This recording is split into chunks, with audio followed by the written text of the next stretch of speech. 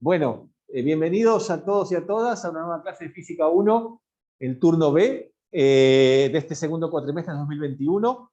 Como les decía, hoy es una clase, como ven, la vamos a dar presencial en Aula Federman, en donde va a tener lugar las clases híbridas. Estamos acá con Nahuel Andrés haciendo esta prueba. Esperemos que todo funcione bien. Les pido dos cosas. Para mí va a ser complicado leer el chat, así que si tienen preguntas, abran el micrófono, o alguien, si ven que la persona que tiene la pregunta no tiene micrófono, no la puede hacer por micrófono, que alguien la lea, ¿sí?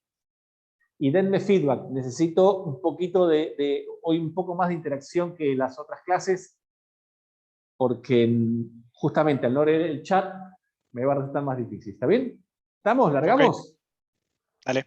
Genial. Buenísimo. Vamos. Bueno, entonces empezamos donde terminamos un poco la segunda parte de la clase pasada, que es cuando tenemos ecuaciones diferenciales ordinarias lineales a coeficientes constantes. ¿Está bien? Típicamente vamos a encontrar ecuaciones de la forma de esta que está acá, ¿sí? Una constante por una derivada enésima. En este caso vamos a tratar de segundo orden porque son las que nos interesan, las que salen de las ecuaciones de Newton. ¿Está bien? Entonces, vamos a tratar con ecuaciones ordinarias lineales de segundo orden y vamos a empezar con las homogéneas, que es por donde empezamos siempre. ¿Está bien? Entonces, supongamos que tenemos una ecuación de este tipo, como esta que está acá. Una constante por la derivada segunda de la función, más otra constante por la derivada primera, más una tercera constante por la función igualada a 0. ¿Sí? Bueno, cuando uno tiene una ecuación diferencial lineal ordinaria de este tipo, la solución es siempre una solución del tipo exponencial.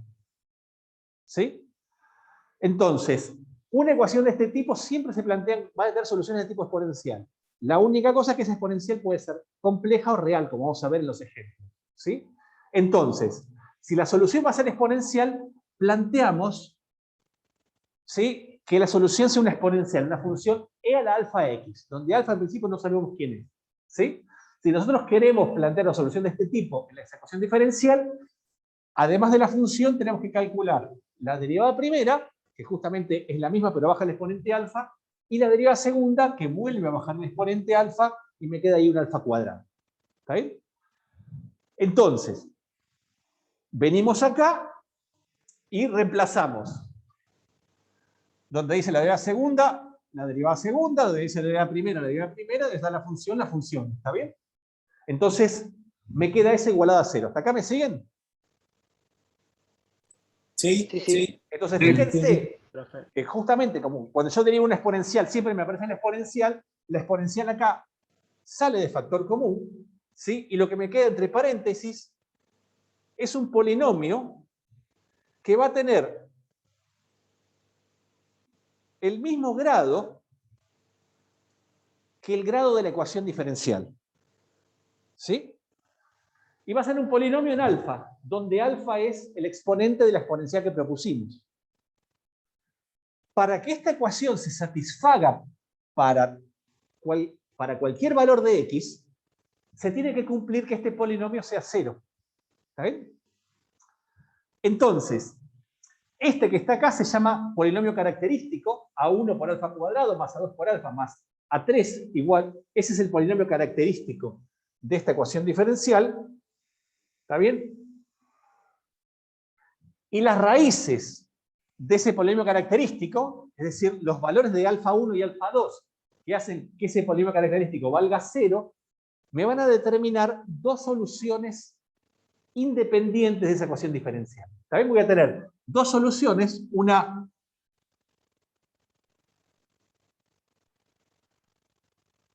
f1 de x igual e al alfa 1 de x y otra f2 de x igual e al alfa 2 de x. Ambas son soluciones por separados de la ecuación diferencial que planteamos al principio, si alfa 1 y alfa 2 son raíces de ese polinomio. ¿Sí? ¿Me siguen hasta acá? Sí. ¿Preguntas? ¿Estoy gritando mucho o vamos bien con esto? Vamos bien. Va bien. Ok, ¿está bien? Entonces, como esta es una ecuación lineal, si f1 y f2 son soluciones, entonces cualquier combinación lineal de F1 y F2 también es una solución. ¿Está bien? Y vamos a mostrar eso. Vamos a venir más abajo.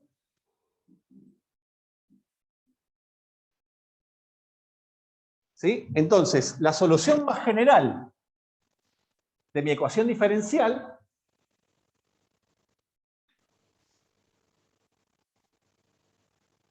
es una combinación lineal de mis dos soluciones. ¿Está bien? Que son dos funciones exponenciales cuyos exponentes son las raíces de ese polinomio característico.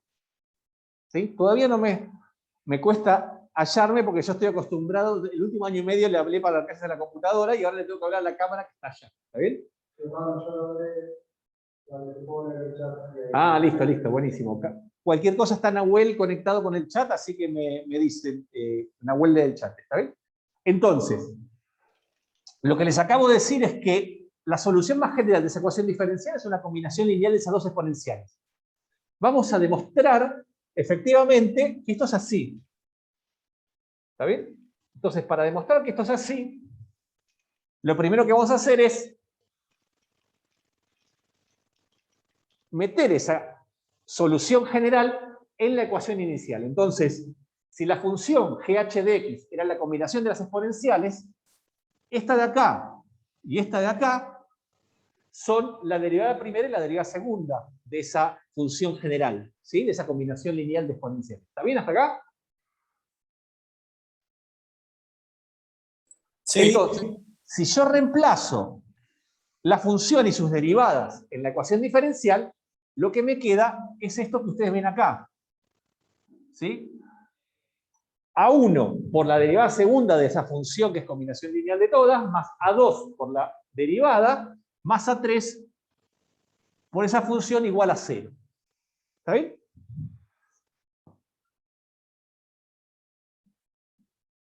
Si yo ahora agrupo por exponenciales,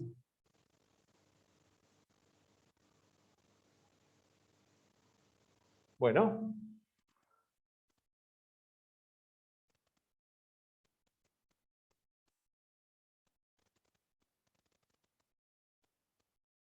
¿dónde estoy? Acá está. Hasta acá, perdón, ¿eh?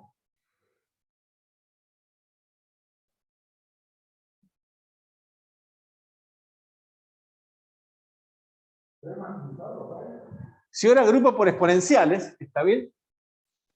Fíjense, acá me queda, agarro todas las que tienen A1 y E al alfa 1x y saco factor común, A1 por E al alfa 1x, ¿está bien? Y lo que me queda es un término que es A1 chiquita por alfa 1 cuadrado, ese que viene de acá, A2 por alfa 1, que es el que viene de acá, y A3. Todo eso multiplica E al alfa 1x. Y si después agrupo todos estos segundos términos, saco factor común, A sub 2 mayúscula y E al alfa 2x, adentro me quedan el polinomio característico evaluado en alfa 2. Como alfa 1 y alfa 2 son raíces de ese polinomio característico, estos paréntesis, ¿cuánto tienen que valer? 0. 0, porque justamente alfa 1 y alfa 2 son los valores que me hacen 0 el polinomio característico. ¿Está bien? Entonces, esto se me hace 0 y esto se me hace 0, y lo que estamos demostrando es justamente que esa combinación lineal de exponenciales es la solución general de esa ecuación diferencial. ¿Estamos bien? Sí. O sea, mostramos que GH de X, la combinación lineal de exponenciales, es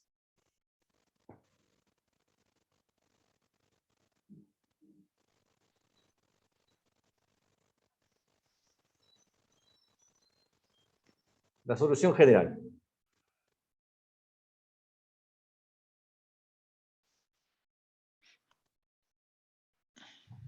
Entonces, pasemos a un caso más complejo. ¿Qué pasa si yo ahora tengo una ecuación diferencial lineal que es no homogénea? O sea, es igual que la anterior, una ecuación diferencial lineal con coeficientes constantes, A1 por f segunda de x, más A2 por la derivada primera, más A3.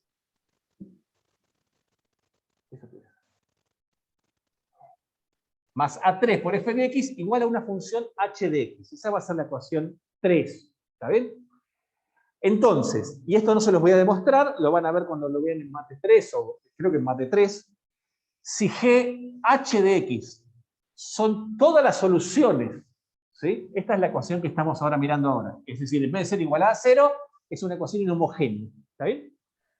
Si GH de X son todas las soluciones de la ecuación 1, es decir, todas las soluciones de la ecuación homogénea, y conocemos una solución particular, solo una, de esta ecuación 3, entonces la solución general de la ecuación inhomogénea es la suma de todas las soluciones de la ecuación homogénea más la solución particular.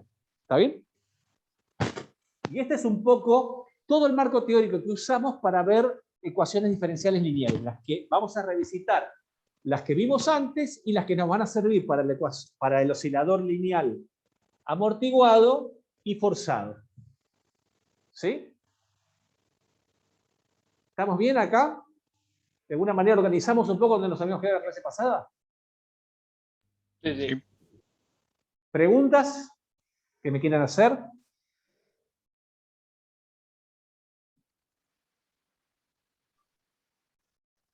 Yo por ahora no. Muy bien.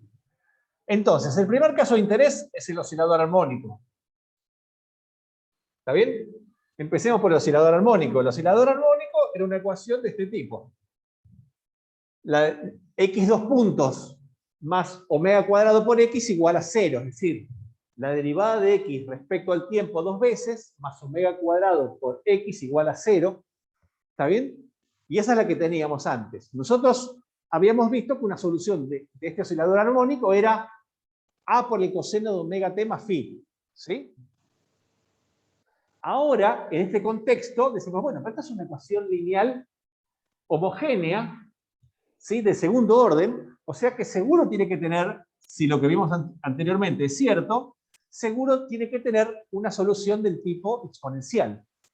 Entonces, propongo que la solución x de t sea una exponencial, una función e a la lambda t. ¿Sí? Entonces, para ver que eso es cierto, o cuáles son las condiciones que tiene que cumplir lambda, derivo x de t respecto al tiempo una vez, me baja un lambda, derivo, para que usé acá y se lió,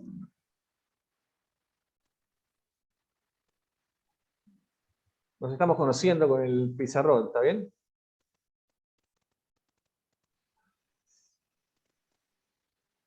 Derivo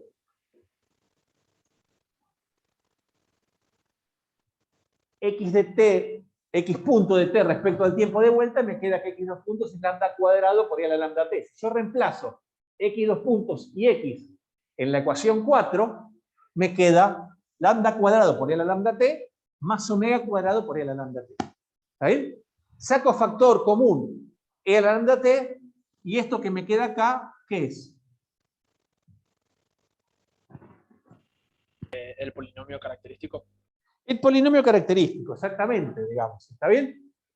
Entonces, ¿cómo hallo las soluciones? Hallando las raíces de este polinomio característico. Es decir, fijándome cuándo este polinomio característico es igual a 0. ¿Para qué valores de lambda es igual a 0? ¿Sí?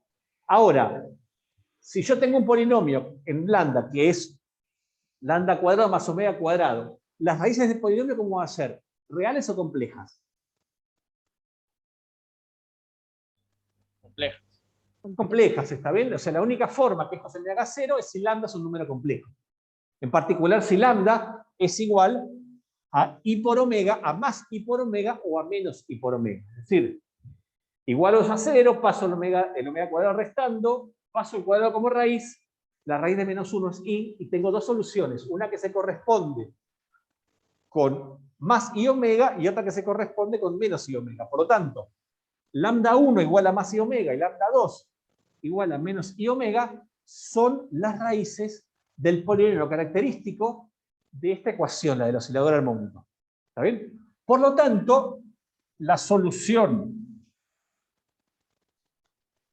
general de mi oscilador armónico es una combinación de exponenciales con esos exponentes. Va a ser una constante A1 por E a la I omega t más una constante A2 por E a la menos I omega t. ¿Está bien? En donde A1 y A2 son números complejos, pero recuerden que esta discusión ya la empezamos en la clase pasada, X de t tiene que ser un número real. ¿Está bien? Entonces, nosotros habíamos visto hace 2 clases que para un oscilador armónico la solución era A por el coseno de omega t más phi. ¿Sí? Y ahora vemos que en este caso la solución es una combinación de exponentes complejas. ¿Son iguales? Estas dos claramente tienen que ser iguales. ¿Está bien? Ahora lo que vamos a ver ahora, que es donde un poco discutimos en la clase pasada, es qué condiciones tienen que cumplir esas constantes y cómo se ve que ambas soluciones son equivalentes, no solo ambas, sino que además son equivalentes también a una combinación lineal de senos y cosenos, sin fase. ¿Sí? ¿Estamos bien plantados hasta acá? ¿Tenemos preguntas, cosas que querramos ver de la clase pasada? No.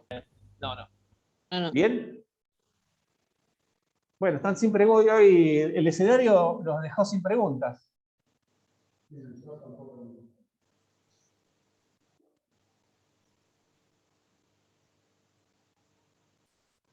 Bueno, entonces para ver que sean equivalentes, lo primero que vamos a hacer es partir de la solución, que es combinación lineal de las exponenciales complejas, y expresar cada exponencial compleja en términos de su forma trigonométrica, que es lo que vimos al principio de la clase pasada, que se repasa números complejos. ¿Está bien? Bueno, en la mitad de la clase pasada. ¿Sí? Entonces, escribo cada exponencial compleja como su correspondiente forma trigonométrica, la que tiene más con el más imaginario y la que tiene menos con el menos imaginario, agrupo los cosenos y los senos, y acá me sale que x de t lo puedo escribir como A1 más A2 por el coseno de omega t, más i, la unidad imaginaria, por A1 menos A2 por el seno de omega t. ¿Está bien? Pero acá uno tiene que recordar que lo que está describiendo es un número real. O sea, la posición en función del tiempo tiene que vivir en los números reales. Y si tiene que vivir en los números reales, estos constantes A1 y A2 no pueden ser cualquier cosa. ¿Está bien? En particular,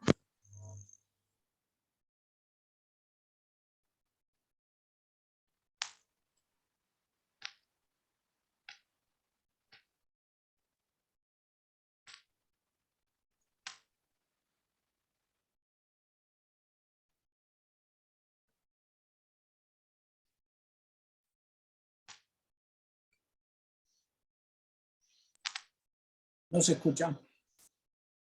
No.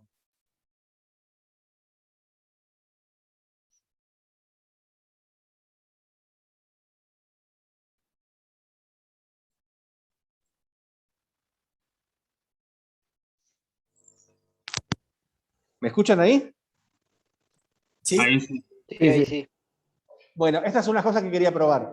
Pateé el cable del micrófono y desenchufé el micrófono, porque hasta ahora el micrófono es alámbrico. La próxima va a ser inalámbrico. ¿Está bien? Bueno, muy bien. Entonces, ¿dónde estamos? Estamos en que esta función x de t tiene que ser real. Y para que sea real, A1 y A2, o sea, las constantes complejas que me multiplicaban a las exponenciales complejas, no pueden ser cualquier cosa. ¿Está bien? Tiene que pasar que si yo quiero que esto sea un número real, entonces A1 más A2 tiene que ser un número real puro y A1 menos A2 tiene que ser un número imaginario puro. ¿Sí? Si yo quiero que A1 y A2 cumplan con esas condiciones, entonces la única forma que A1 y A2 cumplan esas condiciones es si A1 y A2 son complejos conjugados. Es decir, si A1 es A' menos IB' y A2 lo puedo escribir de forma A' más IB'. ¿Está bien? Si A1 y A2 son complejos conjugados, pueden ver acá, trivialmente, que la suma es un número real puro y que la resta es un número imaginario puro. Y si yo reemplazo la suma y la resta en esta parte, ¿está bien? El coseno me queda multiplicado por un número real que es 2A' mayúscula, que lo puedo llamar A1, y el seno me queda multiplicado por un número negativo imaginario puro, que cuando yo lo multiplico por y de los imaginarios me queda un número real también. ¿Está bien? Entonces, ¿qué demostramos? Que la combinación de exponenciales complejas pidiendo que esa combinación lineal sea un número real, la puedo expresar también como una suma de cosenos y senos. ¿Está bien? Entonces, esta es otra manera de expresar la solución de un oscilador armónico. ¿Se entiende esta parte? Sí. Sí. ¿Preguntas? Sí, quedó claro.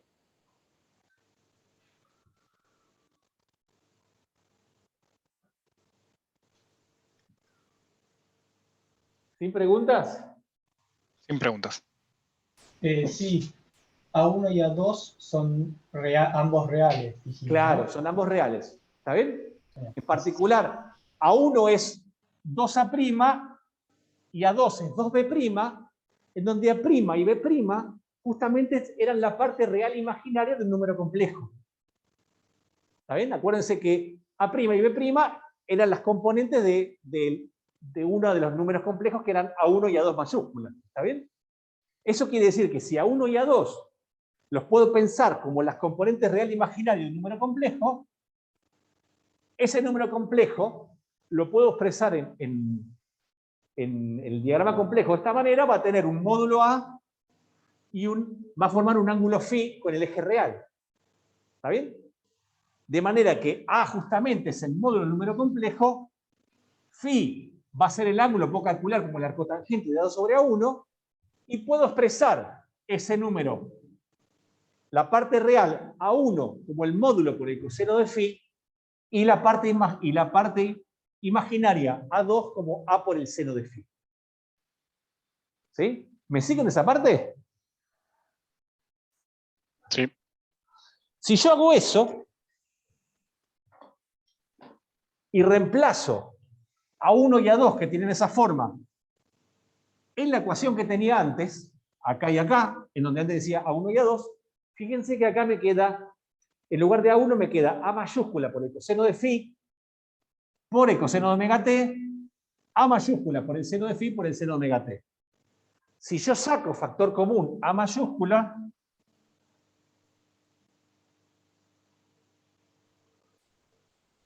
¿qué me queda? Coseno de φ, coseno de omega t, más seno de φ, seno de omega t. Esa combinación de expresiones es ¿qué cosa? Es el coseno de la suma de dos ángulos, omega t y φ. Entonces, fíjense que de esta manera probamos y terminamos un poco de cerrar el círculo del oscilador armónico, que es que la solución del oscilador armónico la podemos escribir como una combinación de exponenciales complejas, como una combinación de senos y cosenos, o como un coseno con una amplitud, o como un seno con una amplitud desfasada. ¿Está bien? Y con eso un poco cerramos, empezamos cómo plantear esa ecuación diferencial que es central para esta materia, desde la parte más intuitiva, como lo calculamos hace unas clases, hasta la parte formal, como uno lo haría con teoría de ecuaciones diferenciales lineales. ¿Sí? Consulta, profe. Dale, decime. ¿Hay algún motivo por el cual A1 y A2 tienen ¿Para que qué ser? está pasando un avión? Acá tenemos los problemas de ciudad universitaria. ¿Está pasando un avión?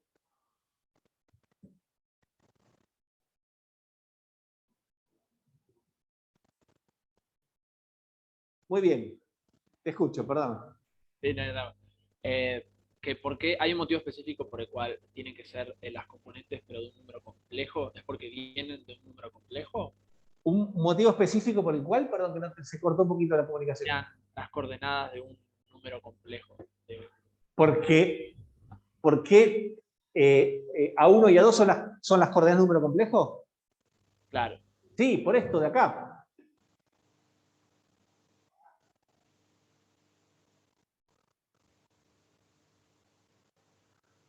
Porque cuando vos le pedís que x de t es un número real, vos lo que sacás es que A1 y A2 no pueden ser cualquier cosa, sino que tienen que ser complejos conjugados. Entonces vos fijate que A' y B' son la parte real e imaginaria de esos complejos conjugados. ¿Está bien? Como la unidad imaginaria está sacando acá, A' y B', tanto acá como acá, son números reales. ¿Está bien? Pero son las dos componentes del número complejo A1 y A2. Y después fíjate que A1 minúscula y A2 minúscula son básicamente 2A' y 2B'. ¿Está bien? Entonces, A1 minúscula y A2 minúsculas es un número complejo que tiene el doble de módulo que el que tenía A1 mayúscula y A2 mayúscula. Es decir, no son cualquier cosa, son justamente las componentes del número complejo. Genial, genial. Ahí ¿Sí? gracias. ¿Lo ves?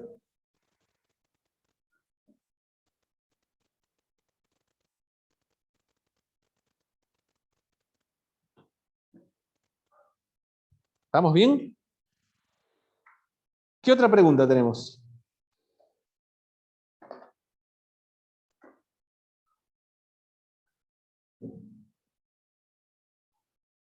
Bueno, acá Federico pregunta y Maximiliano le contesta en el chat, es una identidad trigonométrica, es el coseno de la suma de dos ángulos, ¿está bien? Efectivamente.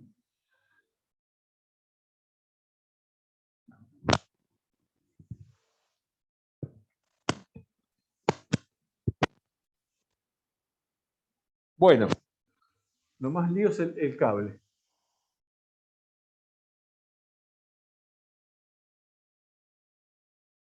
Ya vimos el tema del oscilador armónico.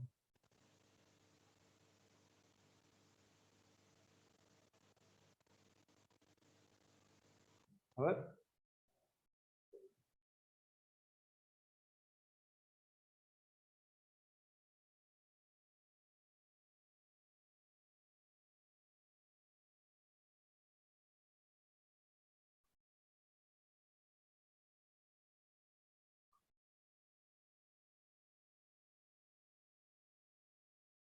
Vamos a ver otro caso de interés, que lo vimos un poco lateralmente, cuando vimos la estabilidad de los puntos de equilibrio, ¿sí? Que era la que nos aparecía cuando teníamos equilibrios inestables, y es lo que llamamos el antioscilador, ¿está bien?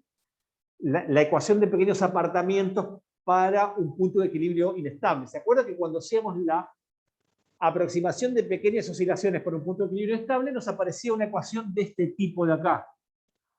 ¿Sí? ¿Se acuerdan?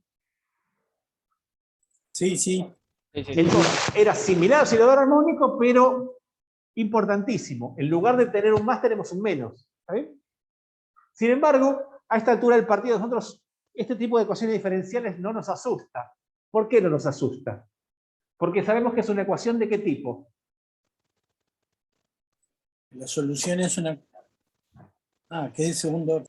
Es una ecuación diferencial lineal de segundo orden y por lo tanto, como decías bien, la solución es una función exponencial. Eso.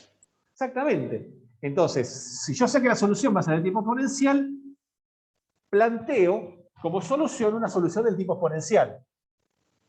Calculo sus derivadas, que son triviales. ¿Está bien? La derivada primera que no me aparece y la derivada segunda. Y reemplazo en la ecuación diferencial 9 la derivada segunda y la función f de t, x de t. ¿Está bien? Y cuando de acá sacamos factor común la exponencial, esto que me aparece entre paréntesis, ¿qué es? El polinomio característico. El polinomio característico. O sea, ya sabemos que si planteamos una ecuación diferencial lineal, me aparece un polinomio característico donde siempre me va a aparecer lambda elevado al orden de la derivada que tengo en la ecuación original en la posición de esa derivada. ¿Está bien? Es decir, que en este caso me aparece un polinomio característico que es lambda cuadrado menos omega cuadrado. ¿Sí? Para yo saber las soluciones tengo que sacar las dos raíces de ese polinomio característico.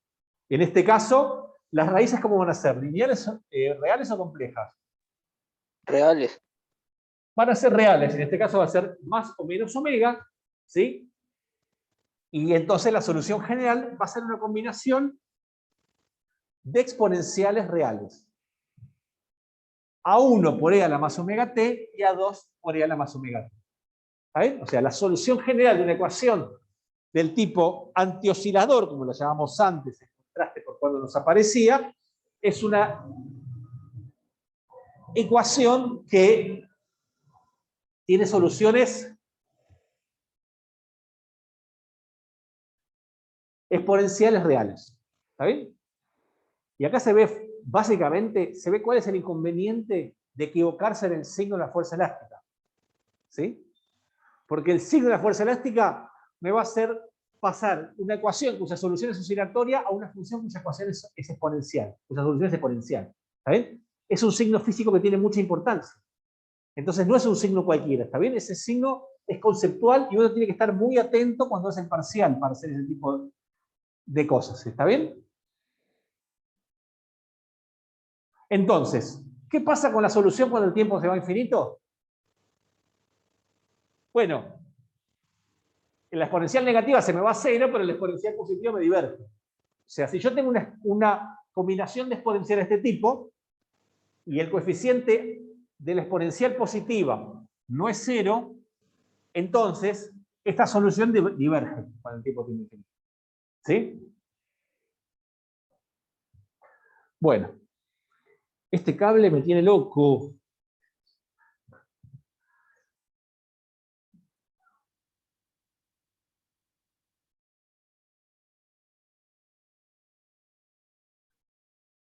¿Sí?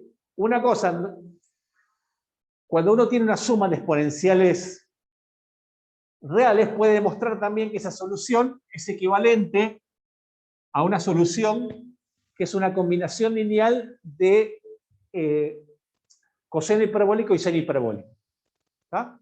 Eso con lo que vimos ahora se los dejo a ustedes de tarea. Si quieren me lo preguntan en otro momento, ¿sí? ¿Estamos?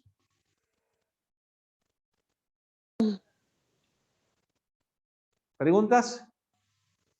Sí. ¿Dónde dijiste que habíamos visto este ejemplo de antioscilador? ¿En el casquete? ¿Te acordás? No, antes del casquete que dijimos, bueno, supongamos que queremos hacer un formalismo para ver si una ecuación diferencial cualquiera que tiene un punto de equilibrio, si ese punto es estable o inestable, ¿te acordás? Que de ahí derivamos la regla del signo de la derivada de la fuerza resultante respecto a la posición. Sí, sí.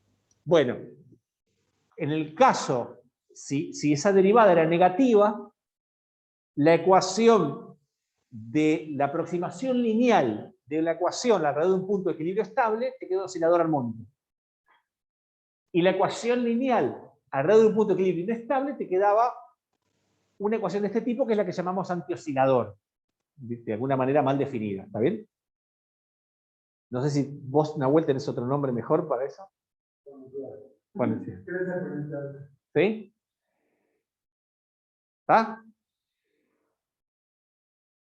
Ah, va, pero no vimos ningún ejercicio, a eso me referí. Era cuando vimos lo de la estabilidad. ¿Cómo? Claro, cuando analizamos la estabilidad de los puntos de equilibrio. Ahí salía. ¿Estamos bien hasta acá? Sí. Bueno, ¿alguna otra pregunta?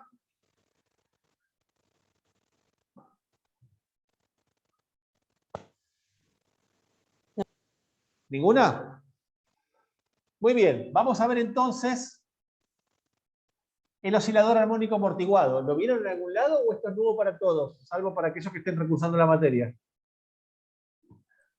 Nuevo. No, no. Nuevo, perfecto. Entonces, acá vamos a mezclar dos cosas que vimos por separado. ¿Se acuerdan que nosotros vimos un problema con rozamiento viscoso? Que es la caída libre con rozamiento viscoso. Y lo que nos aparecía era en ese caso que el movimiento no era a velocidad constante, sino que se iba acercando exponencialmente a una velocidad límite. ¿Se acuerdan de eso? ¿Qué pasa ahora si metemos una partícula que oscila armónicamente, ¿sí?, en un medio viscoso? Es decir, si además de la fuerza elástica ahora tiene una fuerza viscosa que es proporcional a la velocidad, ¿sí? Y opuesta a ella. Es decir, que la podemos escribir como una constante v larga, con un signo menos, porque recordemos que es una fuerza que siempre va contraria a la dirección de movimiento, por X punto en el inversor, ¿sí? Mantengámoslo simple, y supongamos que tenemos el mismo resorte que antes,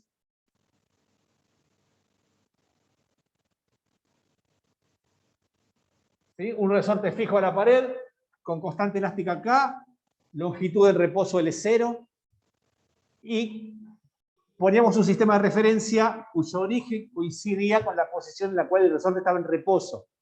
De manera que la fuerza elástica, que la escribimos siempre como menos K por L menos L0 en el inversor, me queda escrita en su versión más simple, que es menos K por X en el inversor. ¿Sí? ¿Y se dio? ¿Sí?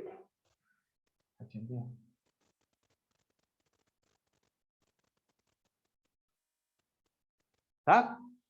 En ese caso, le agregamos una fuerza que es esta fuerza viscosa. Entonces, si hacemos, acuérdense, ¿cuál es el paso? ¿Cuáles son los pasos para dinámica? ¿Sí? Primer paso, Diagrama de cuerpo libre. diagrama de cuerpo libre. Segundo paso, Ecuaciones de Newton. Sistema de referencia. sistema de referencia para escribir las ecuaciones. Tercer paso, Ecuaciones Las de Newton. ecuaciones de Newton. ecuaciones de Newton. Acá yo me salté el primer paso, que se diagrama de cuerpo libre. El sistema de referencia lo explicité, y ahora simplemente escribo las interacciones. Acuérdense, uno tiene que mirar las interacciones. Tengo la normal y el peso. La normal, que es la interacción del bloque con el piso. El peso, porque interactúa gravitatoriamente con la Tierra. Este bloque interactúa además con un resorte, por ejemplo, la fuerza elástica, y además al moverse se desplaza en un medio viscoso, y ese medio viscoso hace una fuerza que es proporcional a la velocidad y opuesta a ella. Entonces, en el eje Y me queda que la normal menos el peso es igual a 0, y en el eje X me queda que las dos fuerzas que tengo son la fuerza elástica, la fuerza de rozamiento viscoso, y esto es igual a masa por aceleración. ¿Sí? Y ya escribimos todo siempre en términos de derivadas de X, porque ya nos acostumbramos a pensar esto como una fábrica de ecuaciones diferenciales, como son la segunda ley de Newton. ¿Sí? Si yo arreglo un poquito esto, es decir, paso los términos negativos para el otro lado, lo doy vuelta, paso la masa dividiendo, lo que me queda es esta ecuación de movimiento. ¿La ven? X 2 puntos más B sobre M por X puntos más K sobre M por X igual a 0. ¿Sí? Pregunta. Pregunte. B, la unidad de B es masa sobre segundos. La unidad de B tiene que ser unidad de fuerza, o sea, Newton, sobre unidad de velocidad. Ok. Ahí descomponer. ¿Está bien? Pero esta ecuación tiene toda unidad de fuerza. Y esta de acá abajo tiene toda unidad de aceleración. Ok, gracias. ¿Sí? Entonces, tengo una ecuación diferencial nueva, no nos había aparecido nunca antes. ¿Sí? ¿Cómo la resolvemos? Proponiendo una solución exponencial. ¿Por qué puedo proponer una solución exponencial? Porque ¿Por es qué? una ecuación diferencial de segundo orden.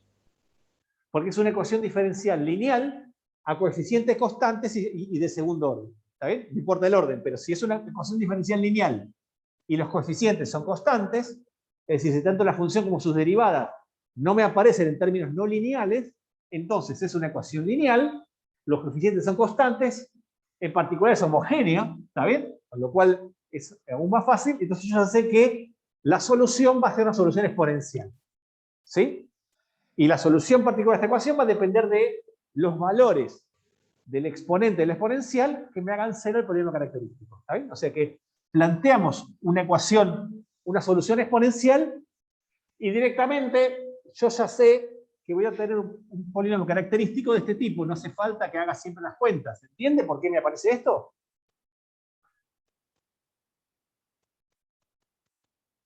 Sí, sí, sí. ¿Está bien? Entonces, el polinomio característico es eso, y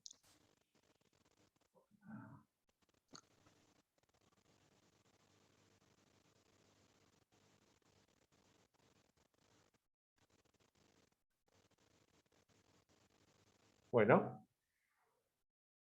Justamente las raíces de polinomio característico me van a dar los coeficientes de las funciones exponenciales. ¿Está? Entonces, ¿cuáles son las raíces de polinomio característico? Bueno, son las raíces de una función cuadrática. Si nosotros lo sabemos, es menos el valor del término lineal, del coeficiente lineal, menos b sobre m, más menos la raíz cuadrada de este término elevado al cuadrado, menos 4 veces este de acá por este de acá. Y todo eso dividido 2 veces el coeficiente cuadrático. Si metemos el coeficiente cuadrático, digamos, eso me queda que esto sea sobre 2. Si el sobre 2 lo meto en el primer término y lo meto dentro de la raíz, entra dentro de la raíz como un 4 y se me mete acá dentro de vuelta como un 2. ¿Sí? Entonces, las raíces de esa función cuadrática me quedan expresadas de esta manera. ¿Sí? ¿Lo ven? ¿Eso es transparente para todos?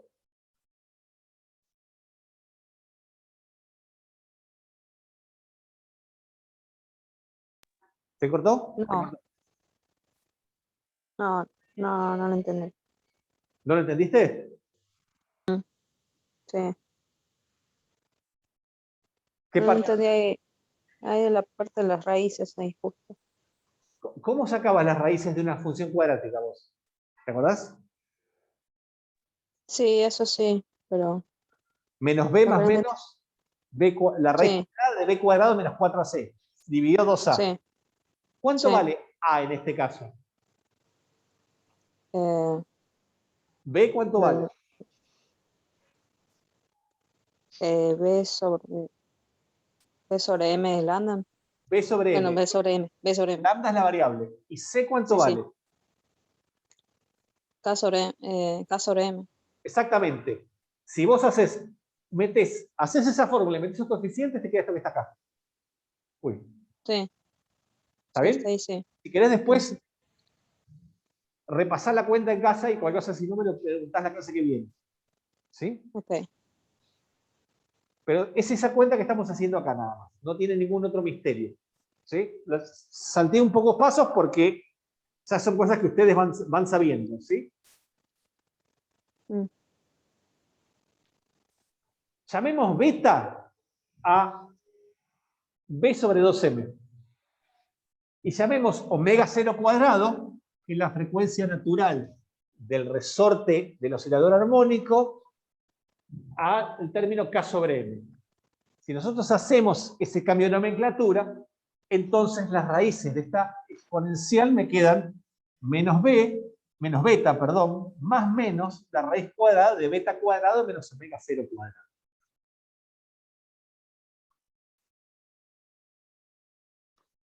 ¿Sí?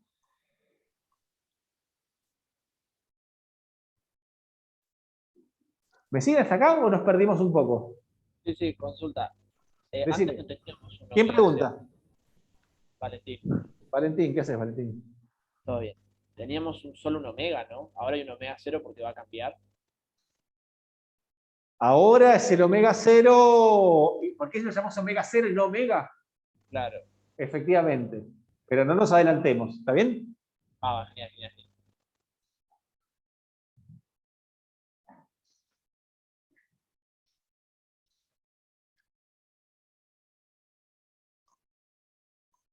Observaciones. Si B es igual a 0, ¿qué pasa si B es igual a 0? ¿Qué quiere decir que B sea igual a 0? B minúscula. Que no hay viscosidad. Que no hay viscosidad. No tengo rozamiento. Y si no hay rozamiento, ¿qué debería recuperar yo? El oscilador armónico. El oscilador armónico. Pueden ver que si B es igual a 0, las raíces que retomo son más menos I por la raíz de K sobre M, que son las raíces del polinomio característico del oscilador armónico que vimos hace unos minutos. ¿Está bien? Después, estas raíces las puedo escribir de esta manera, como menos beta más menos la raíz cuadrada de menos omega cuadrado. Y acá viene un poco lo que vos me decías, Valentín. Porque este omega cuadrado yo lo puedo escribir como omega 0 menos beta cuadrado. Si le saco el signo artificialmente para afuera, después van a ver por qué. ¿Está bien? Y en particular, ¿está bien? Si esta solución tiene parte imaginaria, esto quiere decir que voy a tener una parte de la solución que me va a oscilar. ¿Sí? Y me va a oscilar con una frecuencia propia que va a ser más chica que la frecuencia propia del oscilador armónico. ¿Sí? Y van a ver que entonces las distintas soluciones que yo puedo tener van a depender específicamente del signo de omega cuadrado. ¿Está bien? Entonces, dependiendo si ese omega cuadrado es positivo, es negativo o es cero, o sea, dependiendo de quién sea más grande, si beta cuadrado o omega cero cuadrado, ¿sí? Porque fíjense que este problema básicamente tenemos dos fuerzas que compiten, ¿sí? Dos fuerzas que me determinan la dinámica del problema. Una es la fuerza de resorte y otra es la fuerza viscosa. ¿Está bien? Entonces, dependiendo de cómo sean los parámetros, puede ganar uno, puede ganar otro. ¿Sí? Si omega cero cuadrado es mayor que beta cuadrado, vamos a hablar de que estamos con un oscilador armónico subamortiguado.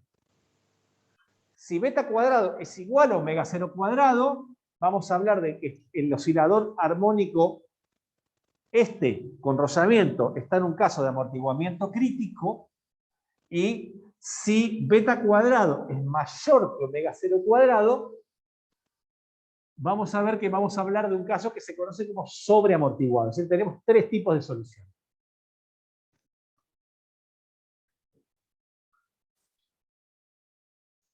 ¿Estamos bien? Sí, ¿podés repetir la condición 2 nada más? Que no entendí lo de la parte imaginaria. ¿La 2? Sí, el tip 2. Cuando beta cuadrado es igual a omega cero cuadrado, ¿esa?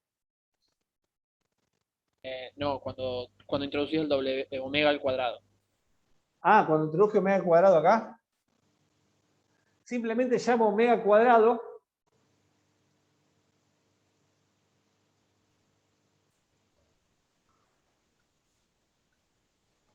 fíjate que lo que me queda dentro de la raíz es beta cuadrado menos omega cero cuadrado.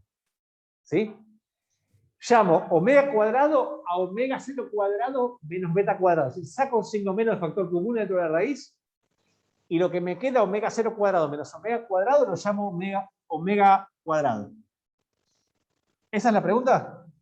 Sí, claro. Y cuando sacas el signo te queda imaginario. Ahora va a tomar esto un poquito más de sentido.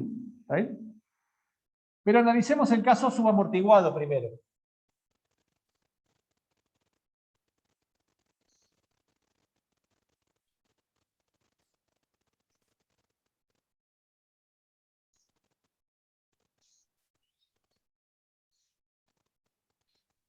Bueno, perdón, no terminamos de entender con el pizarrón. Supongamos que estamos en el caso subamortiguado. El caso subamortiguado es cuando beta cuadrado es menor que omega cero cuadrado. ¿Sí? En ese caso, las raíces del polinomio característico, lambda 1, 2, las puedo escribir como menos beta más menos la raíz cuadrada de beta cuadrado menos omega cero cuadrado, que es como lo habíamos escrito hasta ahora. ¿Está bien? Pero de vuelta, si yo llamo omega cuadrado a omega cero cuadrado menos beta cuadrado, ¿sí? Esta raíz me quedaría la raíz de menos omega cuadrado, y eso no es otra cosa que I por omega. Es decir, que las raíces de mi polinomio característico tienen una parte real y otra parte imaginaria. ¿Está bien? Nosotros hasta ahora vimos soluciones en donde el exponente o era todo real o todo imaginario. Bueno, acá tiene una parte real y otra parte imaginaria. ¿Está bien? Donde omega es justamente la raíz cuadrada de omega cero cuadrado menos beta cuadrado. ¿Me siguen hasta acá? Sí. Eso quiere decir que la posición en función del tiempo, de este caso, va a ser entonces una combinación lineal de dos exponenciales. Y esas dos exponenciales van a tener estos exponentes característicos. ¿Sí? Va a ser un exponente que va a ser menos beta más i omega t, es decir, saco el menos de factor común cuando me queda el menos con la raíz, y la otra es el que tiene el beta negativo y la raíz sumando, que si saco factor común el menos, me queda expresado de esta manera, menos paréntesis beta por menos i a la omega t. Profe, una pregunta. Venga. ¿La T no debería estar afuera del paréntesis? La t debería estar afuera del paréntesis. Gracias. Muy atento.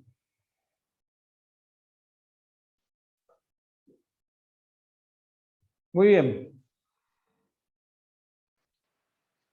Entonces, fíjense que el término que tiene menos beta en el exponente está presente igual de las dos maneras y lo puedo sacar de factor común y me queda entonces un e a la menos beta t, que es un factor que es factor común que lo saco afuera, y adentro me queda una combinación lineal de exponenciales complejas. C1 por e a la menos i omega t más C2 por e a la más i omega t. Bueno, acabamos de mostrar hace un rato que esta combinación de exponenciales complejas la podemos escribir como a por el coseno de omega t más phi, ¿se acuerdan? Sí, sí, sí. Es decir, que la solución general del caso subamortiguado es una constante por el producto de una exponencial decreciente por una función oscilatoria. Es decir, me queda a por e a la menos beta t por el coseno de omega t más phi. Y ahí va la razón por el cual antes lo llamamos omega 0, porque este omega, Valentín, como me preguntabas antes, no es omega 0, está bien, es más chico que omega 0. Omega es la raíz cuadrada de omega 0 menos beta cuadrada.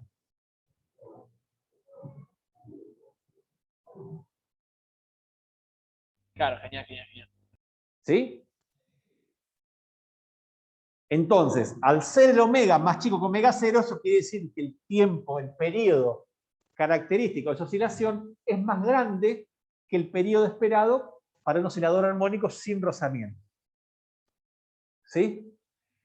Y este problema puede entenderse como si yo tengo una función oscilatoria que está modulada por una amplitud que decae exponencialmente en el tiempo. Es decir, yo puedo pensar que yo tengo una función coseno cuya amplitud decae en el tiempo exponencialmente con un tiempo característico que es igual a 1 sobre beta. ¿Sí?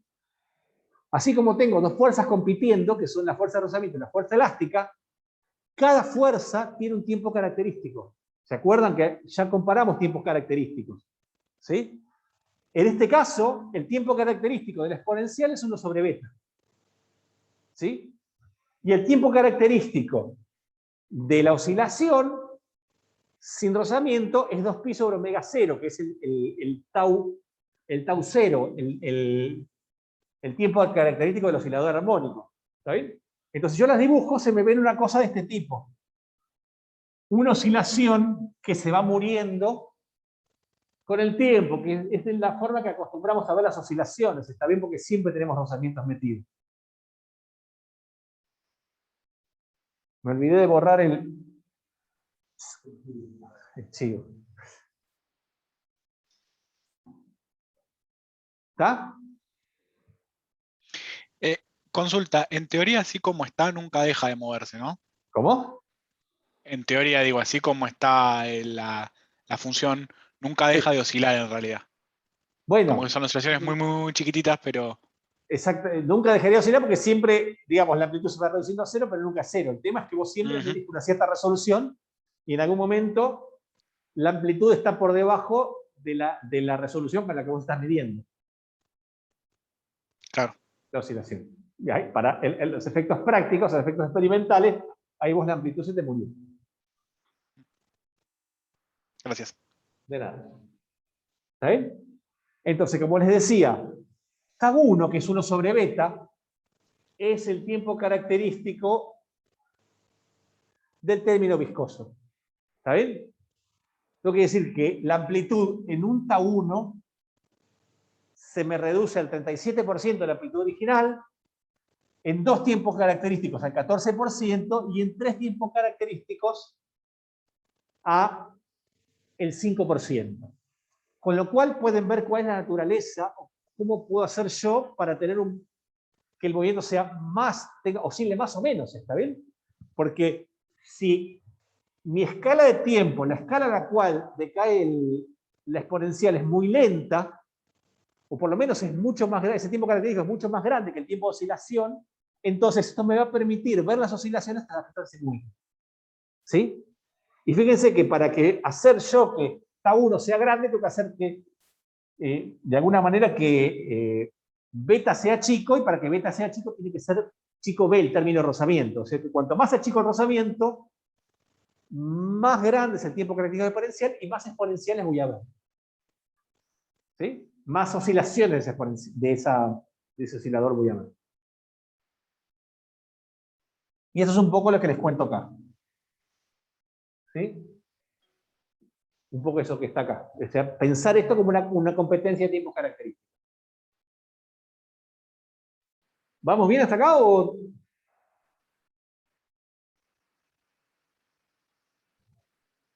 Todo bien por ahora. ¿Todo bien? Muy bien. Entonces, el siguiente caso que vamos a ver es el caso sobreamortiguado. Les voy a contar algo que acabo de descubrir dando clases acá. Y es que hace 1 año y medio que estoy acostumbrado a dar clases sentado. Así que ya a esta altura me duele la cintura de estar parado. ¿Está bien? No, había perdido la costumbre de dar clases parado.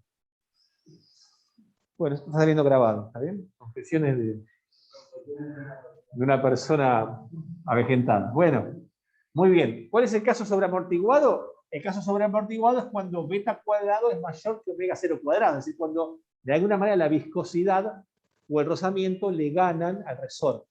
¿Está bien?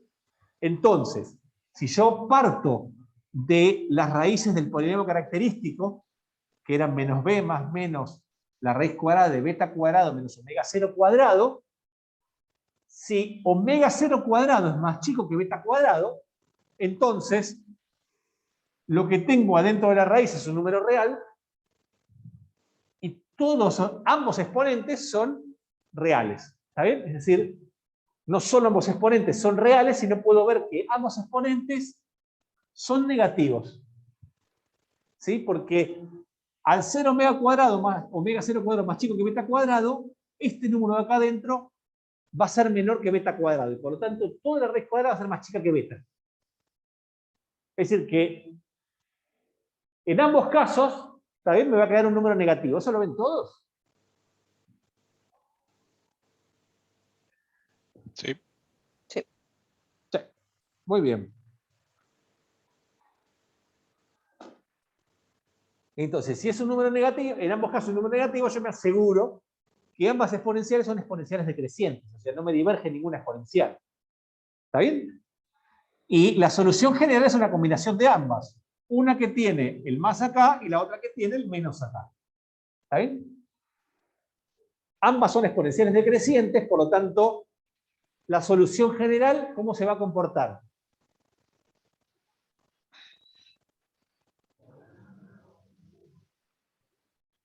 Profe, ¿por qué estás en menos B al lado del... Perdón, no me contesten ahora porque está pasando un avión y como estamos con la ventana abierta por ventilación.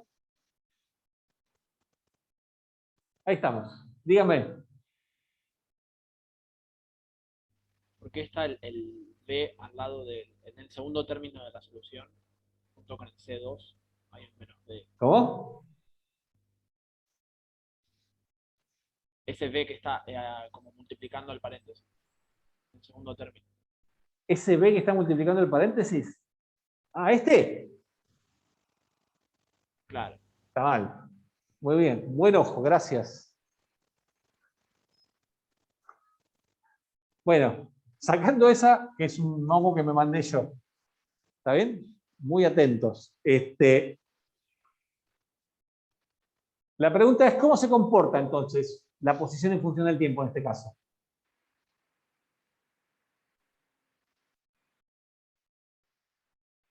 O sea, va a ser peor que... Una exponencial decreciente. Claro, son dos exponenciales decrecientes, entonces va a comportar como que decrece exponencialmente, ¿está bien? La exponencial más rápida, que decrece más rápido, se va a morir primero y después va a vivir la exponencial que decrece más lento. O sea que la escala de tiempo que termina mandando es la escala más larga.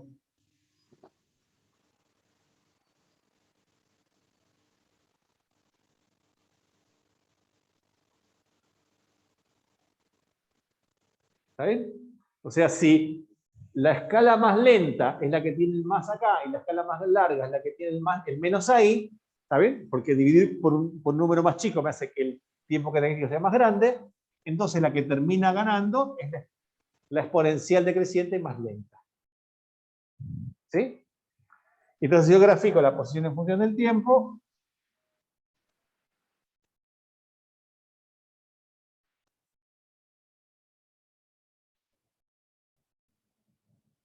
Me va a quedar una cosa así, una exponencial que decrece.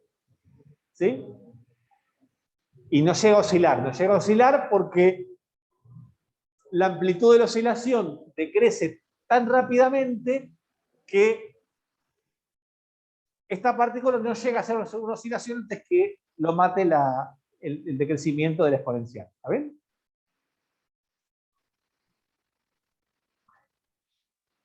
¿Se entiende, chicos? ¿Chicas? Sí, sí, Sí, sí. sí. Muy bien. El último caso es el del amortiguamiento crítico. ¿Está bien? El amortiguamiento crítico es el caso en donde beta cuadrado es igual a omega 0 cuadrado. Si eso sucede, nosotros lo que tenemos es una única raíz del polinomio característico. ¿Está bien?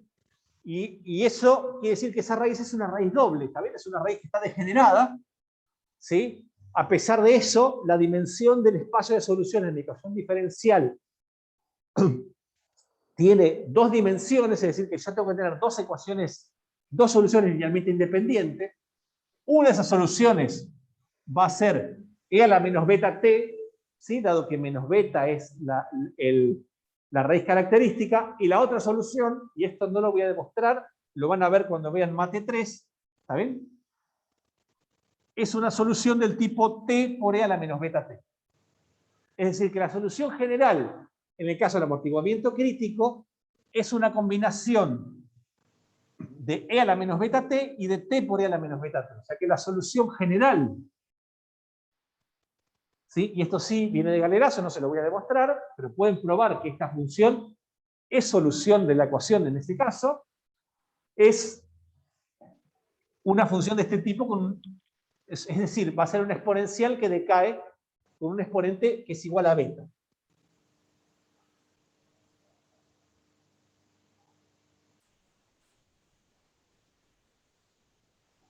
Uno lo que puede ver es que en este caso, en el caso del amortiguamiento crítico, x de t tiende a 0 más rápido que en cualquier otro caso.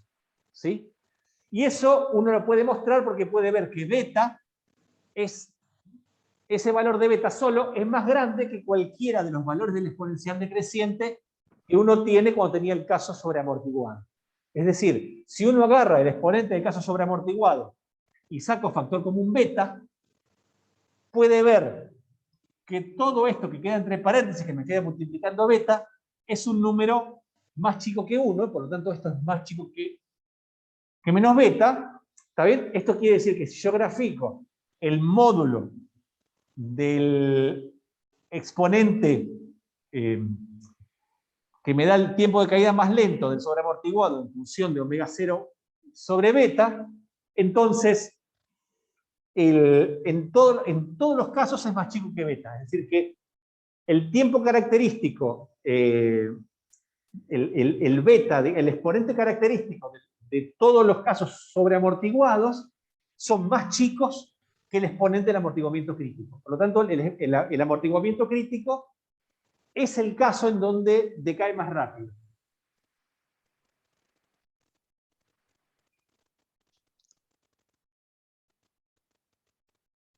¿Sí? No lo grafiqué acá, pero bueno, si lo grafican van a ver que en el caso de amortiguamiento crítico es el caso en el cual decae más rápido. ¿Está bien? Por último, y esto es importante para lo que viene después, se suele definir un factor de mérito para evaluar la calidad del oscilador. Y ese factor de mérito es un número dimensional que básicamente me compara, como ya les decía antes, las dos escalas de tiempo presentes en mi sistema. ¿Sí? Ese factor de mérito Q lo puedo expresar como un factor pi, ¿sí? Por el tau 1 sobre tau 0. Tau 1, que es el tiempo característico de la exponencial, es 1 sobre beta, y tau 0, que es el tiempo característico del oscilador armónico sin rozamiento, es 2pi sobre omega 0. Si lo pongo así me queda como omega sobre 0 sobre 2pi. Es decir, que el factor de mérito me queda como omega 0 sobre 2 beta. Y como siempre, el caso en donde uno tenía sobreamortiguado, amortiguamiento crítico, subamortiguado, tenía que ver con la comparación entre omega 0 cuadrado y beta cuadrado, uno puede ver que si omega 0 sobre 2 beta, es decir, si el factor de mérito es menor que un medio, estamos en el caso sobreamortiguado, si es igual a un medio, estamos en el amortiguamiento crítico, y si es mayor que un medio, estamos en el caso subamortiguado, que es el primero que analizar.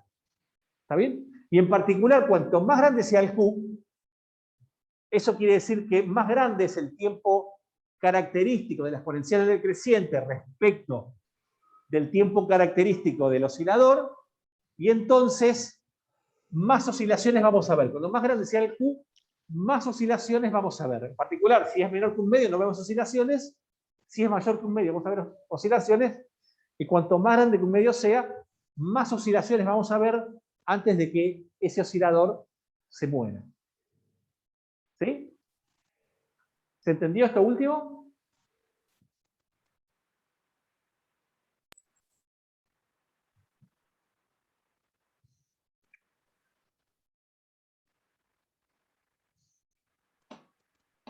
Entendí lo de los un medio. O sea, si Q es mucho mayor a 1, claro, entiendo, T1 es mucho mayor a T0. ¿Cómo? ¿Por qué oscila mucho si T1 es mucho mayor? Porque si T1 es la escala de tiempo, que T1 sea grande quiere decir que beta es chico. ¿Está bien? Y si beta es chico, quiere decir que B es chico. Si T1 es grande, quiere decir que la exponencial del rozamiento, la exponencial de la amplitud se va muriendo muy lentamente.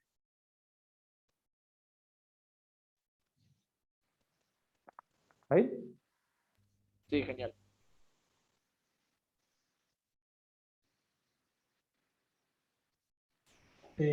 ¿Podés explicar de nuevo el amortiguamiento crítico, cómo se movería, cómo resultaría, a diferencia El del amortiguamiento proceso crítico lo ves como si fuera una exponencial decreciente. Yo no lo grafiqué acá, pero se puede graficar en cualquier graficador.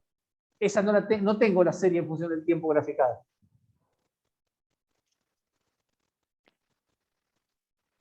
Esta forma funcional te da una exponencial que decae en el tiempo, básicamente. ¿Sí?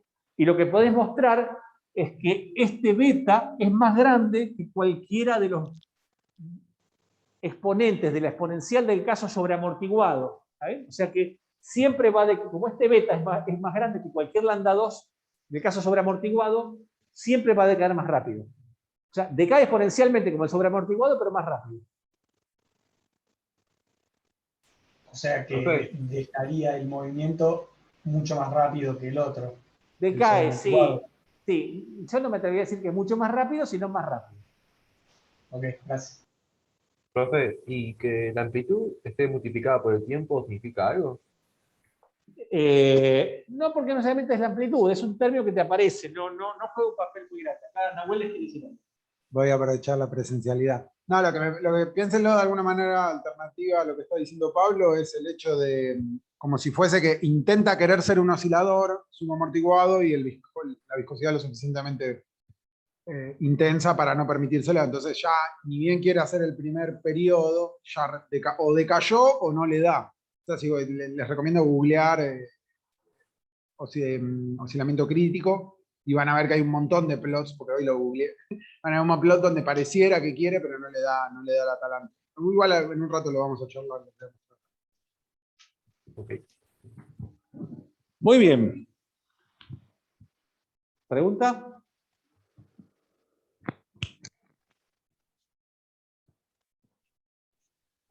No, muy bien. Voy a dejar de compartir un segundo. ¿Sí?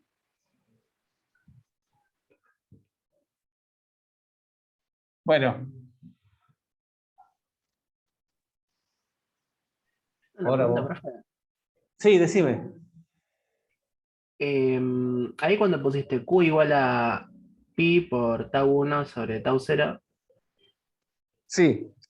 y después pusiste que es igual a pi sobre 1 sobre beta. Ah, no, ya la vi, ya la vi. Muy bien. La respuesta más fácil de todas, la que se responde solo. Muy bien.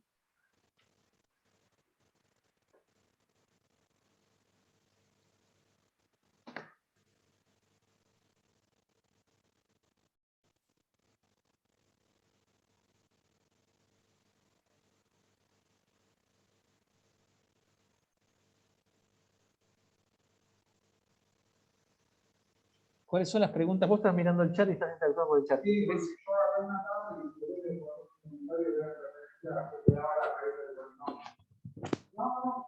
¿Cómo? Ah. Me habían preguntado y como yo estaba el chat del truco, yo había pasado. Ah, ok. Listo. Yo para ver si había algo que me había perdido. No, pero porque ahora mismo el cliente la cual está buena.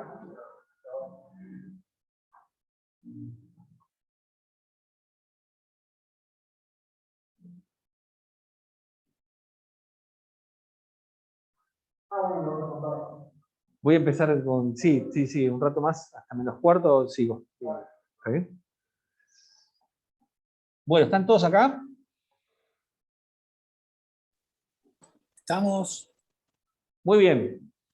Bueno, el siguiente tema, que es el tema de la clase de hoy, es el oscilador forzado. O sea que alguno me escribió Gabriel creo que me escribió por mail, porque había estado chusmeando la clase y había visto una motivación de la clase de hoy, es un video que es el video del Millennium Bridge, que después lo vamos a visitar un poco, ¿está bien? No sé si ya lo estuvieron viendo, después lo charlamos, ¿está bien? Pero el problema que nos compete ahora es el siguiente. Supongamos que tenemos, o sea, le vamos sumando ingredientes, ¿está bien? Antes vimos viscosidad por un lado, movimiento oscilatorio por otro, los combinamos, y ahora, además de tener un oscilador armónico común, es decir, con una constante elástica K, voy a cambiar de color,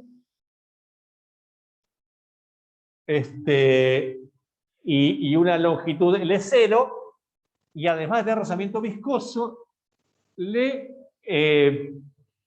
metemos una fuerza que depende del tiempo de alguna manera. ¿Está bien? Después vamos a ver un caso específico, ¿está bien? Pero entonces, vamos a plantear este problema y vamos a ver que ahora, además de tener la normal y el peso, como teníamos antes, y tener la fuerza de rozamiento viscosa, tenemos una fuerza que, dependiendo del tiempo, en este diagrama de cuerpo libre, me aparece una fuerza nueva.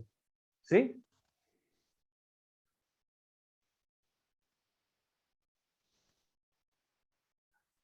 Entonces, la fuerza de rozamiento viscosa tiene una forma que es menos v larga por la velocidad, o sea, menos v por x punto en el inversor. La fuerza elástica, si usamos el mismo sistema de referencia que antes, me queda menos k por x en el inversor.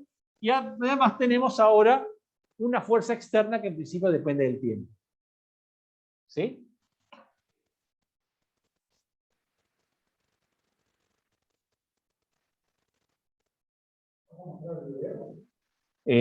Podría ser. Sí, sí.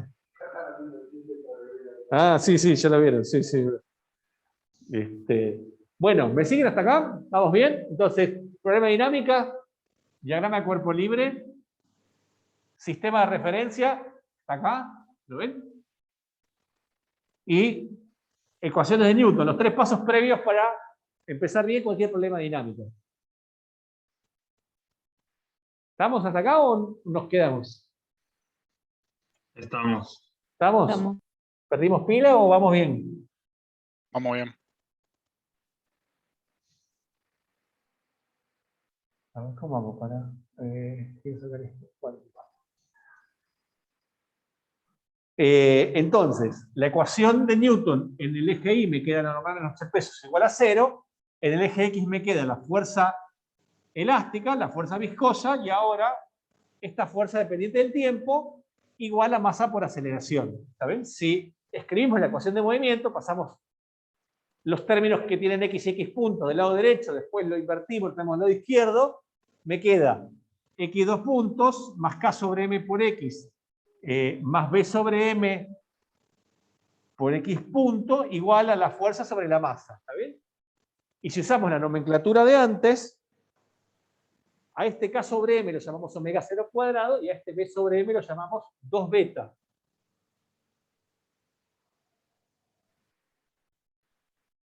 ¿Sí? ¿Estamos bien hasta acá?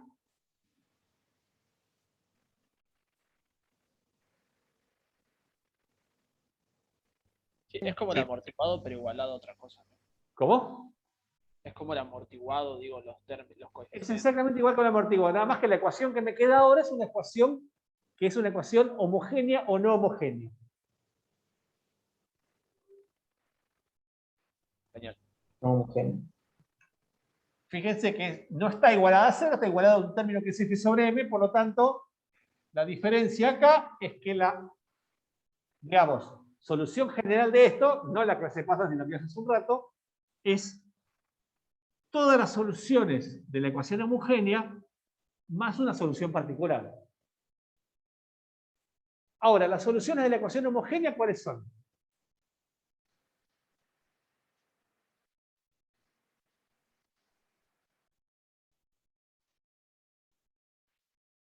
A la lambda T.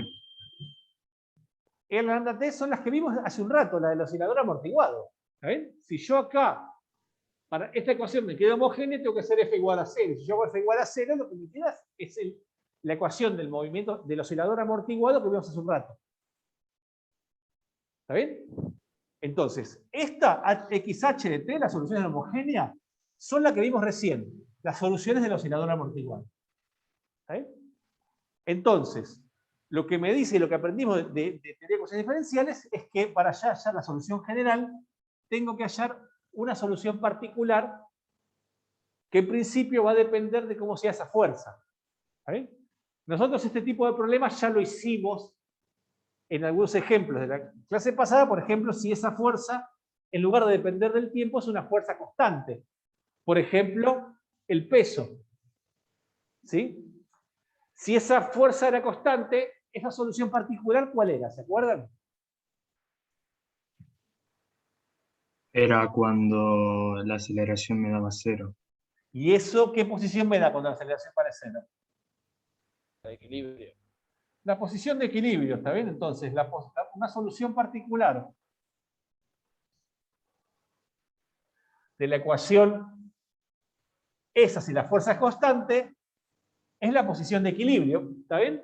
La posición de equilibrio básicamente me queda igual a F sobre K, y en ese caso la solución particular es muy fácil de calcular. ¿Sí? Entonces pueden ver ustedes que esa solución particular va a depender explícitamente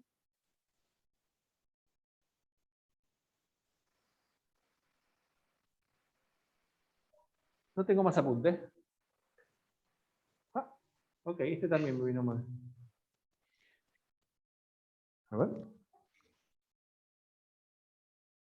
Hay una flechita hacia la derecha, pero que está en la parte izquierda de la página. Ok. Ahí va, ahí pasó. Ah, porque tengo como... Ok, acá estamos. ¿Sí? Entonces, supongamos que la fuerza que vamos a medir es una fuerza periódica, es decir, que oscila periódicamente, tiene una amplitud de F0 y que oscila periódicamente con un omega mayúscula, vamos a llamarlo omegón, y tiene esta forma funcional, es decir, la fuerza que le ponemos, es el forzado, es un forzado también periódico, pero en principio con una frecuencia que es distinta de la frecuencia natural del resorte. ¿Está bien? Es decir, que la ecuación que vamos a resolver ahora es el oscilador forzado periódicamente. Es decir, me queda x2 puntos más 2 beta por x puntos más omega cuadrado por x igual a f0 por el coseno de omega t. De omegón por t. ¿Sí? ¿Me siguen hasta acá? Sí. Entonces, lo que le vamos a preguntar a esta ecuación es ¿cómo encontramos una solución particular de esa ecuación? ¿Está bien? Y esto lo vamos a tener que usar, hacer más o menos, no tenemos una receta, ¿sí?, clara, entonces lo que vamos a pensar es que si cuando la fuerza era constante, la solución particular era constante, si esta fuerza es una fuerza oscilatoria y periódica, vamos a proponer que esa solución particular también debe ser periódica, porque de alguna manera tiene que estar gobernada por la periodicidad de esa fuerza externa. O sea que voy a proponer una solución particular que sea una amplitud por el coseno de un omega cualquiera, que no es ni el omegón ni el omega cero, por t menos una fase. ¿Está bien? Y lo que quiero hallar es cuánto tendrá, digamos, si esta es una solución particular, viable para esta ecuación, y en caso de serlo, cuánto tendrá que valer A, cuánto tendrá que valer omega y cuánto tendrá que valer phi para que esto sea posible. ¿Me siguen el esquema de razonamiento?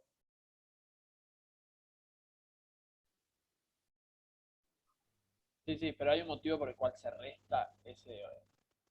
¿Cómo? ¿Hay un motivo por el cual se resta en vez de sumar? ¿O sería lo mismo sumar? ¿Por qué estás restando la fase en vez de sumar? Claro. No, porque me quedan más cómodas las cuentas después, para no complicar las cuentas, porque esto es muy cuentoso. ¿Está bien? Está bien. O sea, todo lo que viene ahora es hipercuentoso. ¿Está bien? Es cuenta, pero parte del aprendizaje de esta materia es aprender a encarar un problema y hacer las cuentas que merece. ¿Está bien?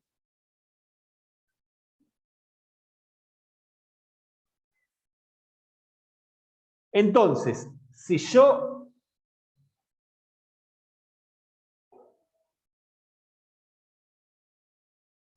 ¿Qué hice acá? A ver.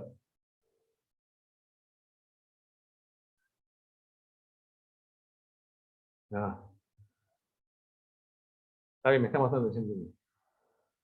Vamos a desarrollar esto, también como les decía, es un poco cuentoso, ¿sí?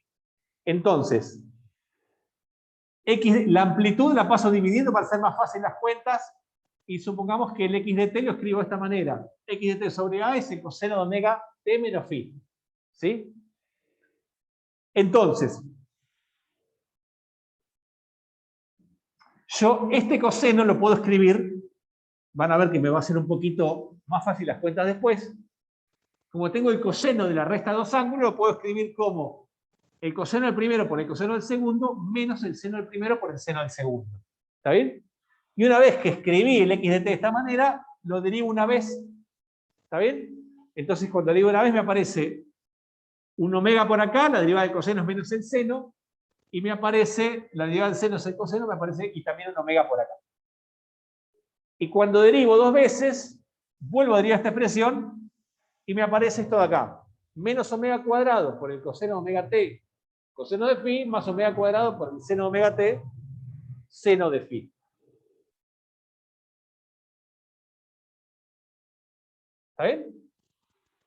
Entonces... Profe, yo tengo una duda. Sí, ¿quién habla? Lucas. Lucas, ¿qué haces, Lucas? Bien. Yo tenía entendido que cuando es una resta de ángulos en el coseno, como que no se respetaba el signo. O sea, es como que te queda en vez del menos, que te quede un más. O me estoy confundiendo yo, capaz. Puede ser, a ver, el coseno de alfa más coseno de beta, Sí, tenés razón. Si es menos, bueno, eso es muy fácil entonces, lo arreglo así.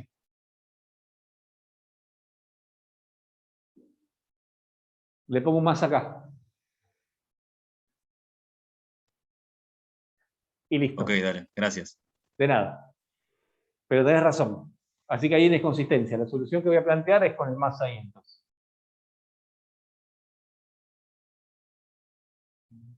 Gracias, Lucas. Bueno, salvando ese detalle que me comí, el resto, ¿estamos bien? Escribo el x de t acá, si quieren después paso la A multiplicando, me da lo mismo. Este es el x punto, es el x segundo, ¿está bien? Entonces, ahora reemplazo x, x' y x segunda, lo reemplazo en la ecuación, ¿está bien? El x me aparece multiplicado por omega 0, el x segunda me aparecía solo, el x dos puntos, y el x punto me aparecía multiplicado por el beta, por el menos 2 beta, ¿se acuerdan? Si no se acuerdan, vamos para acá.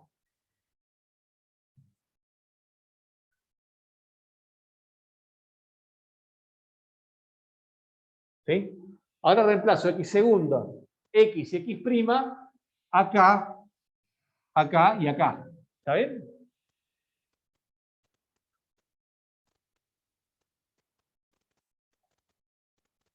O mejor dicho, los reemplazo acá. X dos puntos, x', x punto y x. ¿Está bien? O sea, reemplazo esas funciones y agrupamos los términos. ¿Está bien? Los que tienen coseno por un lado y los que tienen seno por el otro. ¿Me siguen hasta acá o se van perdiendo? Sí, está bien. ¿Estamos? Va bien.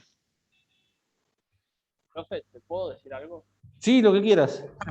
Creo que estaba bien tu resta, porque vos estabas tomando como el coseno WT más paréntesis menos el ángulo, y como coseno de menos ángulo es coseno del ángulo, podías poner coseno positivo, y después el seno de menos ángulo es igual a menos seno del ángulo. Entonces, el más... No, pero tiene razón acá. Cuando yo escribo coseno de omega t más phi, chequeame vos, en AU si estoy equivocado, digamos. Es el coseno de la suma es coseno coseno menos seno seno, ¿está bien? O sea que esta expresión que está acá corresponde a un más ahí.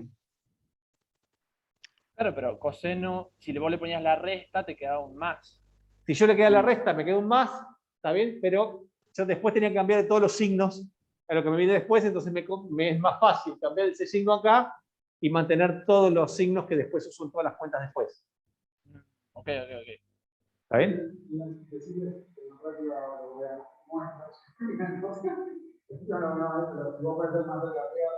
Claro. ¿Está bien? Lo que dice Nahuel es que si pones el más ahí arriba está perfecto. ¿Sí? Que lo van a ver después, van a ver también en detalle en la práctica. ¿Sí? ¿Estamos bien hasta acá?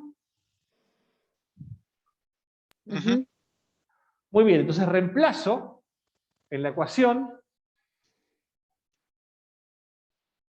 ¿sí? Cuando reemplazo y agrupo los términos que tienen coseno por un lado y los términos que tienen seno por el otro, me queda, del término de posición, me queda omega 0 por el coseno de phi, del término de velocidad me queda menos 2 omega por beta por el seno de phi, y del término de aceleración me queda menos omega cuadrado por el coseno de phi. ¿Está bien? Porque derivamos dos veces. ¿Está bien? Y lo mismo me quedan estos términos que también me quedan asociados, y todo multiplicado por el seno de omega t y por el coseno de omega t. ¿Está bien? Todo esto tiene que ser igual a lo que tenía del lado derecho de la ecuación, que era el forzante, dividido por la amplitud, porque se divide por la amplitud, que es F0 sobre A por M por el coseno de omega mayúscula por T. ¿Sí? Si yo quiero que esta ecuación se cumpla para todo tiempo, tiene que cumplirse, o sea, si quiero que se cumpla, quiere decir que si yo quiero que la solución particular que propuse sea una solución de esa ecuación, se tienen que cumplir tres cosas. Primero, que la frecuencia de oscilación de mi solución sea igual a la frecuencia del forzante. O sea que el omega minúsculo tiene que ser igual al omega mayúscula. Después, que el término que multiplica el coseno de omega t de la izquierda sea igual al término que multiplica el coseno de omega t de la derecha. Es decir, que todo este expresión, que es la que tengo acá arriba, sea igual a F0 sobre L. ¿Sí? Y después, como no tengo nada de seno del otro lado, todo lo que está multiplicando el seno de omega t tiene que ser igual a 0.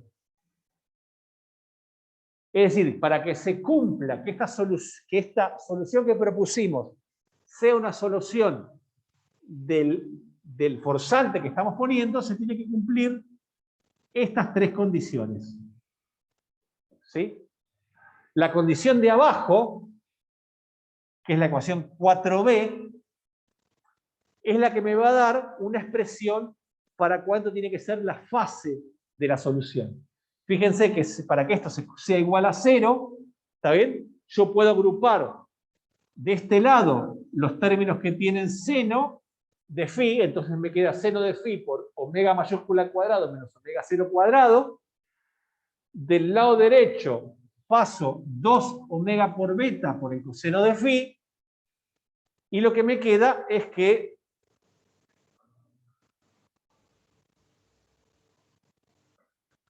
si paso multiplicando el coseno para la izquierda y lo que está multiplicando el seno para la derecha, me queda que la tangente de phi tiene que ser igual a 2 beta sobre omega cuadrado menos omega cuadrado, que también la puedo reescribir por unas cuestiones prácticas que después voy a usar, pues invertir el signo del denominador y poner un menos ahí adelante. ¿Me siguen hasta acá? ¿O se perdieron?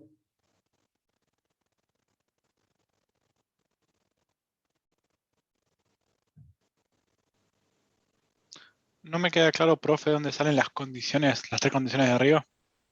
Sí. O sea, ¿cómo llegamos a esa conclusión? Porque vos fijate que tenés esta ecuación que está acá. Fíjate esta ecuación que está acá. ¿Está bien? Yo tengo, esto que está entre llaves es un número que multiplica el coseno de omega t. ¿Sí? Sí. Más algo que está entre llaves que multiplica el seno de omega t, y todo eso tiene que ser igual a lo que tengo del lado derecho, que es algo que está multiplicando el coseno de omega t. A otro omega, omega mayúscula. Entonces, primero, para que esto sea igual para todo tiempo, este omega y este omega mayúscula tienen que ser iguales. Es decir, la frecuencia de oscilación de mi solución tiene que ser igual a la del forzante. ¿Está bien? Y después fíjate que de este lado, como tenés algo que está multiplicando el coseno y no tenés nada multiplicando a seno, ¿está bien? Para que lo de la izquierda sea igual a la derecha, lo que multiplica el coseno tiene que ser igual a lo que multiplica el coseno. Y lo que multiplica el seno tiene que ser igual a 0. Claro.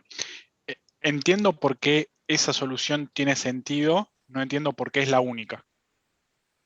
O quizás no es la única, no sé. Necesito que sea la única. Ah, ok, Justamente perfecto. lo que estoy buscando es una solución particular, cualquiera. Ok, perfecto. Entonces Porque la solución entendí. general es la solución, todas las soluciones de ecuación homogénea más una solución particular. Ok, perfecto, gracias. ¿Está bien? Comentario chiquito que supongo que no tiene ninguna repercusión porque es una constante, pero ¿nos falta tanto x como x punto dividido a? No, porque cuando teníamos el a y lo pasamos para el otro lado. Si un poco repasás las cuentas, ¿está bien? Es como cuando yo las reemplazo por a y después esa a la paso dividiendo del lado derecho de la ecuación y me queda acá el a metido acá. ¿Ves? Ah, es AM, pensé que era 4M, ok, listo. No, es a por m. Ok, perfecto. Es a por m. Gracias. De nada. ¿Sí? Ese es el a. Pero bueno, gracias por preguntar igual. ¿Y cómo la ven?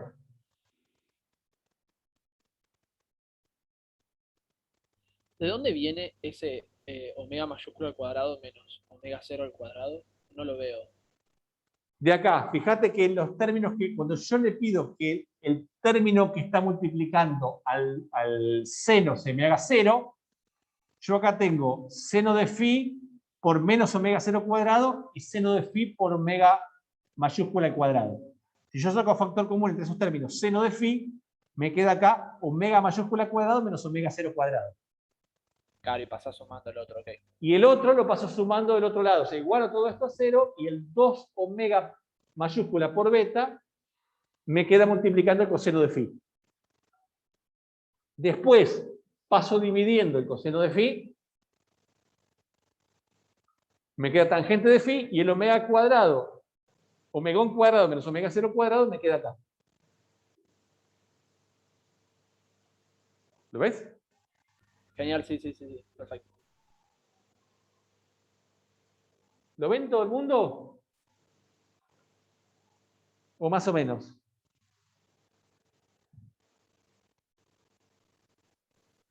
Sí, se ve. Después son cuentas que tienen su detalle, ¿está bien? Después lo pueden revisar. Y después la otra es que el término que multiplica al omega cuadrado, al coseno de omega t, sea igual a F0 sobre A por M. Es decir que, si de vuelta saco factor común coseno de phi acá, omega 0 cuadrado menos omegón cuadrado es igual al coseno, por el coseno de phi menos todo esto es igual a F0 sobre A por M. ¿Está bien? Bueno, de acá voy a despejar la amplitud. Como quiero terminar ahora muy rapidito, en 3 minutos, para darles un descanso y empezar a las 7 la práctica y no demorar, porque hoy a las 8 nos tenemos que ir de acá. ¿Está bien? Si quieren, después lo vemos en detalle en la clase que viene, pero si yo sigo las cuentas, ustedes las pueden seguir en el apunte, pueden seguir las cuentas, ¿está bien? Sigo las cuentas para allá, no son triviales, ¿está bien? Tienen sus vueltas. ¿Está bien? Uno lo que llega, a ver, ¿veis?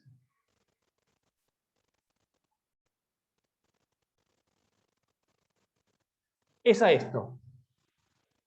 Es que para que se cumpla la siguiente igualdad, la amplitud de la solución particular tiene que tener esta forma. ¿Está bien?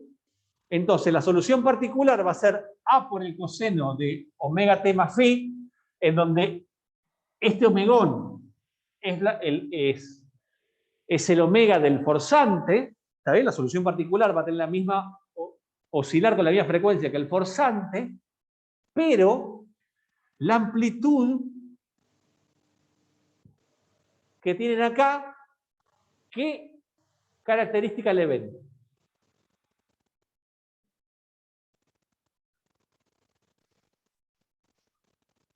¿Depende del tiempo? No depende del tiempo, depende de la frecuencia del forzante. ¿Está bien? Es decir, que la amplitud de la solución particular va a depender de la frecuencia del forzante y va a depender de una manera no trivial de la frecuencia del forzante.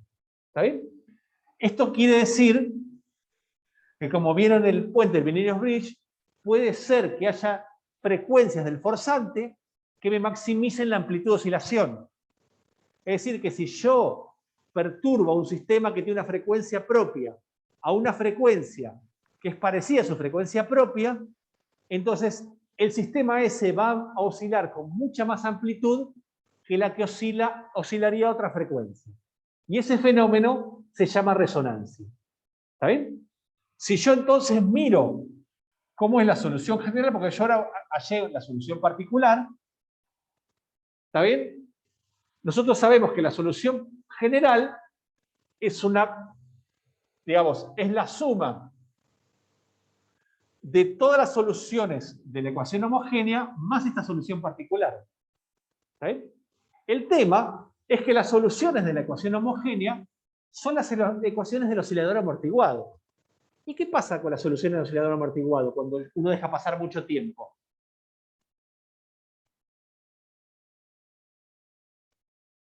¿Decae? Se apagan, ¿está bien? Sea sobreamortiguado o subamortiguado. Es decir, que las oscilaciones del oscilador amortiguado se me apagan. Es decir, la solución homogénea se me termina apagando, ¿está bien? Con un tiempo característico que depende exclusivamente del rozamiento, y ahí solo me va a quedar viviendo, ¿está bien?, la solución particular. Es decir, la solución particular es la solución estacionaria, la solución de largo plazo. ¿Sí?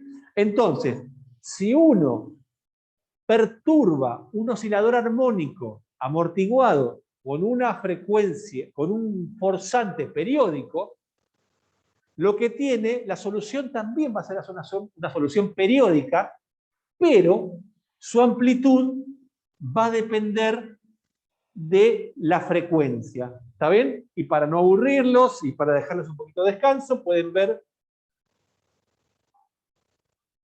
que si uno, y eso pueden repasar las cuentas en casa, ¿está bien? Si yo grafico la amplitud en función de la frecuencia, van a ver que tiene esta forma de campana, es decir, que la amplitud se maximiza para cuando la frecuencia del forzante es igual a la frecuencia natural, y ese máximo es tanto más alto cuanto más grande sea el factor de mérito que definimos antes.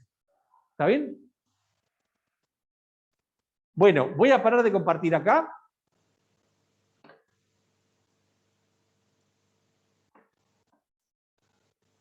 Voy a parar de grabar esta parte.